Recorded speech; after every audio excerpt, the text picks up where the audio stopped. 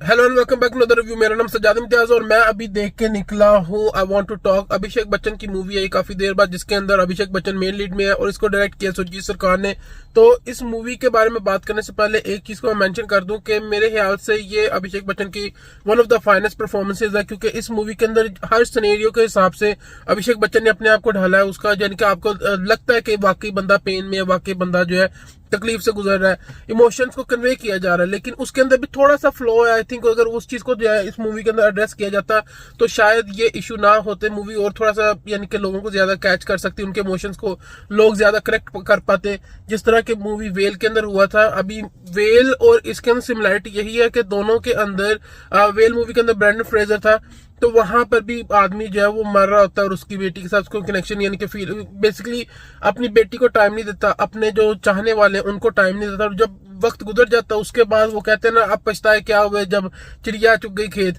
तो बस वो खेत चुगने के बाद जो है उसको मौका नहीं मिलता और वो पूरी एक कहानी है, एक कमरे के अंदर है। वेयर जो ये मूवी है, ये मूवी अर्जुन सेन जो है असल यानी कि बेसिकली एक बायोपिक है इन अ वे, और एक कैंसर सर्वाइवर की मूवी के कैसे जो है जिंदगी के अंदर जगह जगह पे जब यानी कि अलग अलग टाइम पे बॉडी के हिस्से निकाले गए, बॉडी को काटा गया उसके अंदर से, यानी कि आपके पास सर्वाइवल के चांसेस बिल्कुल कम थे। इनिशियली मूवी के अंदर बताते हैं कि 100 डेज है बस, और ऐसे बंदे की कहानी है कि जिस बंदे ने अपना सारा टाइम जो अपने करियर को दिया, बीवी बच्चे कोई उसको टेंशन नहीं थी, उसको ये पता था कि अपने जो करियर के पीक पे है, एक वेल स्टैब्लिश लाइफ है।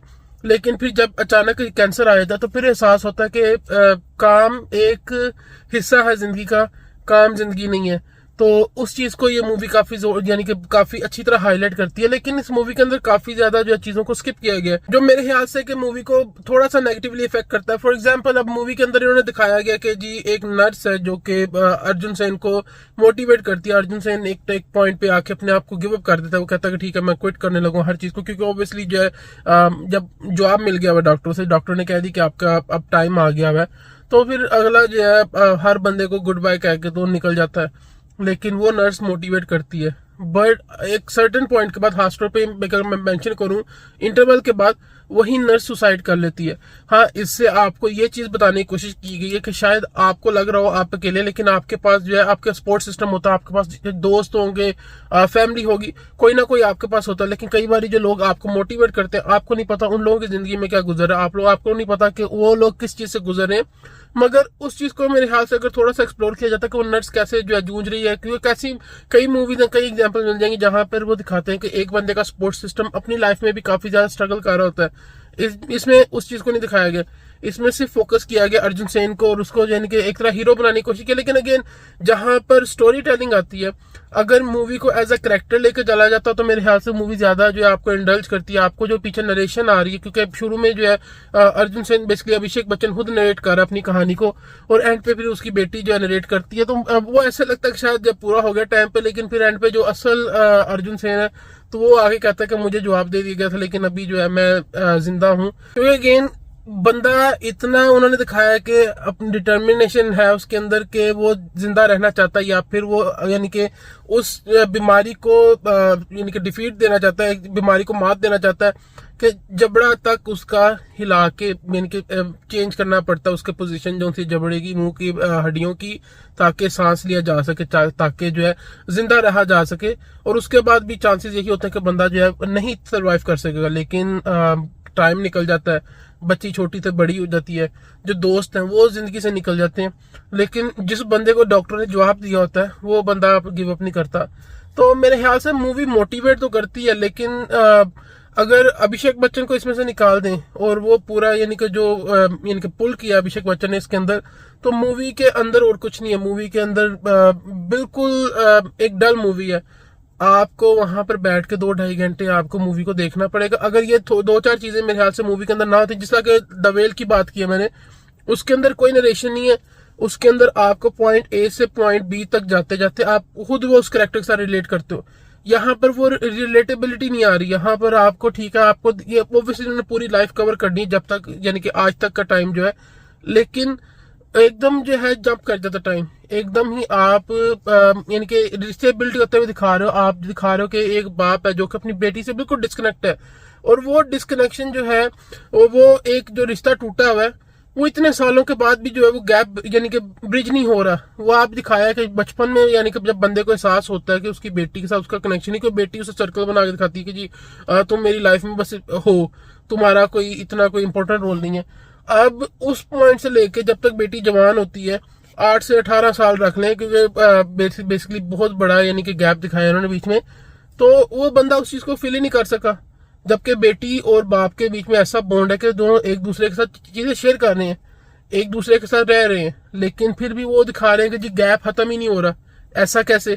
क्योंकि अगेन बंदा स्टबर्न है अपने जो है मेथड्स के अंदर। फिर डॉक्टर को दिखाया कि डॉक्टर को वो कहता है जी तुमने ब्लेम कर दी कि मेरे जो है मैं मैनिपुलेट करता हूँ।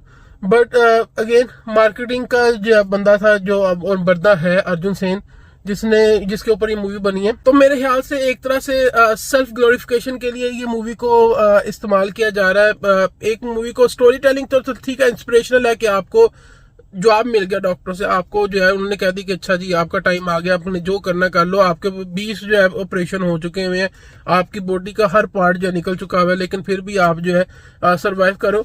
इंस्पिरेशनल है कि नो मैटर व्हाट, जिंदगी में जो भी हो आपने गिव अप नहीं करना, आपने अपनी हिम्मत बढ़ा के रखनी, आपने बस हौसले से जो है उस चीज को जो है फेस करना। और ज्यादा से ज्यादा क्या होगा, मर जाओगे। क्योंकि जॉनी लीवर भी है बीच में, मैं ये बताना भूल गया कि जॉनी लीवर भी है मूवी के अंदर, और जॉनी लीवर का एक तरह कैमियो रख लें। और जॉनी लीवर का एक डायलॉग काफी अच्छा है कि ये या तो बंदा मरता है या जिंदा होता है, ये इन बिटवीन नहीं होता, कुड हैव बीन डाइड नहीं होता कि आप या अगर जिंदा हो तो जिंदा हो, अगर मर गए तो मर गए, ये इन बिटवीन कुछ नहीं है। तो मेरे ख्याल से वो जो डायलॉग है जॉनी लीवर का वो काफी यानी कि स्टैंड आउट करता है पूरी मूवी के अंदर कि आप अगर जिंदा हो तो फिर काम करी जो आप, ठीक है हालात आपको कई बारी चीजें आपकी मर्जी के मुताबिक नहीं होती हैं, कई बार आप एक चीज के लिए काम करते हो वो नहीं होता, कई बार आपको डिसअपॉइंटमेंट होती है, कई बार जिंदगी आपकी तरफ जो चैलेंजेस थ्रो करती है, बीमारियां आती हैं, जो भी मसला है। लेकिन अगर गिव अप करके बैठ जाओगे तो मरोगे, या तो फिर जिंदा हो तो फिर जिंदा बंदों की तरह एक्ट करो और अब फेस करो प्रॉब्लम्स को। अगर नहीं कर सकते तो फिर मरे हुए और यानी कि आप में और मरे हुए बंदे में क्या फर्क है। तो ये चीज जो है इस मूवी का बेसिकली आई थिंक पूरा कोर है। ये मूवी यही बताना चाहती है कि बस बंदा जो है जुस्तजू में लगा रहे बेहतरी के लिए, या फिर जो है जो भी स्ट्रगल्स है उनको उनसे निकलने के लिए एक स्ट्रगल में कम से कम लगा रहे, अपना 100% दे, अपना बेस्ट दे।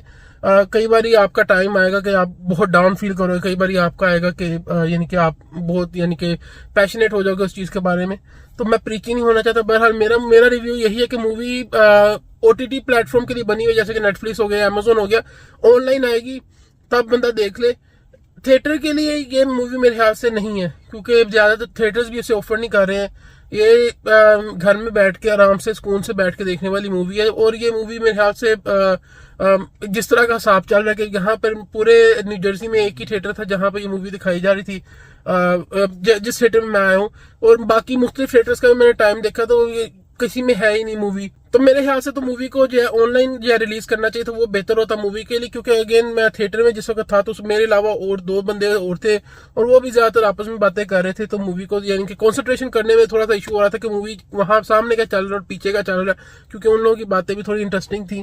तो मैं बीच में कई बार जो है जोन आउट हो जाता था उनकी बातों की तरफ। बहरहाल वो बातें मैं नहीं बता सकता यहाँ पे क्या चल रही थी।